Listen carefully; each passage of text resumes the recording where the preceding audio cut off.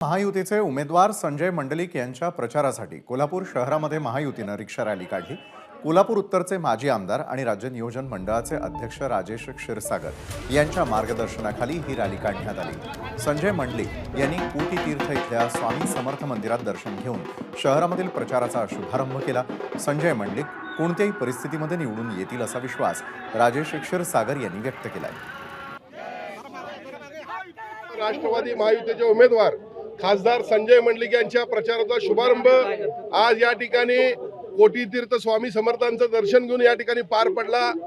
या ठिकाणी कोल्हापूर शहर आणि जिल्ह्यामध्ये मतदारसंघामध्ये मोठ्या प्रकारच्या स्क्रीनद्वारे लोकांचं प्रबोधन करणे, राज्य शासन केंद्र शासनाचं काम, त्याचबरोबर कॉर्नर सभा, प्रचार फेऱ्या, त्याचबरोबर विविध ठिकाणी प्रचार या माध्यमातून या उमेदवाराला विजयी करण्याचं आवाहन आम्ही करणार आहोत। कोल्हापुरातील जनता, कोल्हापुरातील मतदार हे शिवसेना, भाजप, राष्ट्रवादी युतीच्या दोन्ही उमेदवारांना विजयी करण्यासाठी सज्ज झालेले आहेत हे दिसून येत आहे। एबीपी माझा, उघडा डोळे बघा नीट।